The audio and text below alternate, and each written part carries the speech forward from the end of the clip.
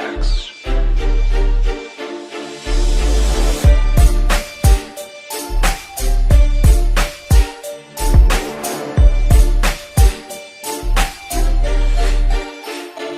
Greetings all anonymous members, and all activists from around our world. For the past several years, Anonymous, and activists from around our world, has taken upon itself the task of awakening the masses to the corporate and political corruption that has become a plague to our well-being, and is threatening our very principles to our way of life. The awakening has largely been a success, with a resurgence of activism and constitutional demonstrations across America, as well as a surge from the populace of the world, demanding their own freedom and liberty. This effort has often been associated with unplugging from this so-called matrix. This is your last chance. After this, there is no turning back. You take the blue pill, the story ends.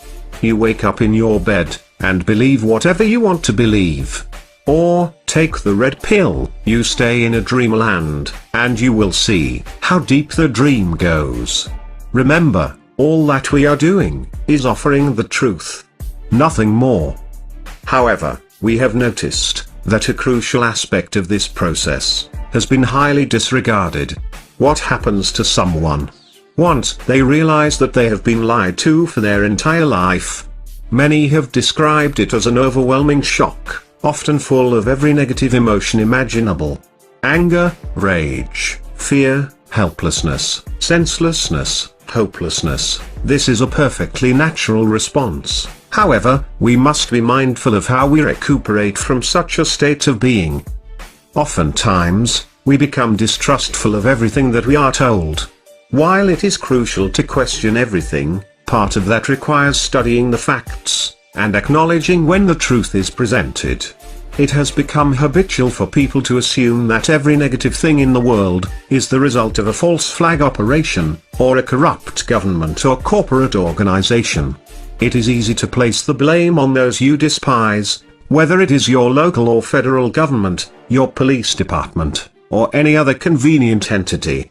This often leads to jumping to conclusions, rather than examining the facts that are available. In doing so, we have unplugged from the matrix in which we were born, only to plug ourselves into an alternate matrix that we have created ourselves from the fabrics we still cling to, from our first reality. One example of this second stage, a self-created matrix, was previously explained in Operation Romper Stomper. Americans have become so distraught over war propaganda that a blanket belief exists where hatred for Muslims is now encouraged. If one changes their viewpoint after studying the facts about the alleged infiltration of our government by the Muslim Brotherhood, one would quickly realize that this descendant of the Third Reich is supported by other forms of the Nazi menace that ravaged the world during World War II, the very same entities that were funded and supplied by United States corporations, in order to turn war into profit, for business, that we know today.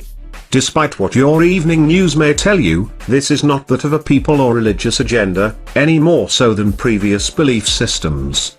The obvious sign of being stuck in one's own matrix would be the numerous people who inform others that Osama bin Laden was an asset for the CIA, that 9/11 was an inside job, and that the United States has been training and funding ISIS, or ISIL, or IS, or whatever, all while simultaneously warning you about the evil of Muslims and the terrorist religion of Islam.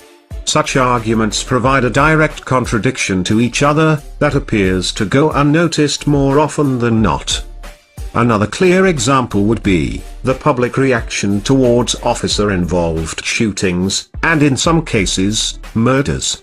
We have a growing issue in the United States as well as the world, where life often resembles that of a police state. It is documented fact that the Supreme Court ruled police are intended to uphold the law, rather than protect and serve the citizens in their community. The Pentagon has been running programs to provide local police departments with militarized equipment that are no longer being used in the illegal wars overseas. peaceful protests are often met with SWAT-style tactics, while journalists and demonstrators alike find themselves arbitrarily arrested and abused for expressing their constitutionally protected rights.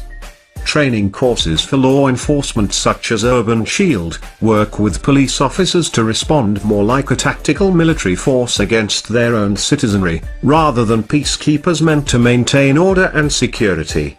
Laws are being passed that further strip the people of these rights, criminalizing what should be considered an obligation by any self-respecting citizen of the world.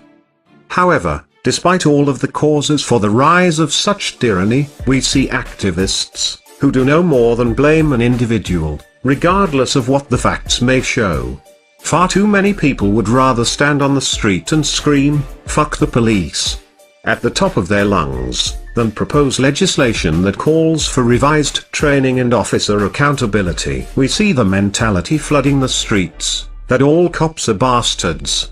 We see accusatory statements against all police, and statements that if there were any good cops, they would stop the bad cops. However, we see no mention of the fact that when a good cop does in fact arrest or stop a bad cop, they are ordered by their superiors to let them go. In one specific case, a woman was harassed by officers from multiple departments for arresting an officer who was in violation of the law. You see, good cops are suppressed by the system, and are met with malice any time they demand the very accountability that we demand ourselves. The problem lies within the system. The training officers receive, that tells them, the public wants to kill them, instilling fear in an otherwise respectable peace officer. The complete disregard for use of force procedures, which have also been altered over time, to include more and more acceptable use of deadly force. And finally, we see these examples playing out through what is supposed to be our own media. It is now common for people to disregard the mainstream media, as being factless and biased on any given story. We often criticize media for taking things out of context, and manipulating a story to suit their own opinion, rather than presenting the facts without alteration. We know that nothing is fair and balanced, because all too often, a story with multiple facilitators only has one side. There is always more than one side to any story, and it is a conscious decision to pretend there is not. Unfortunately, we are now in an age where our own independent media sources are guilty of the very practices that are condemned against the mainstream media.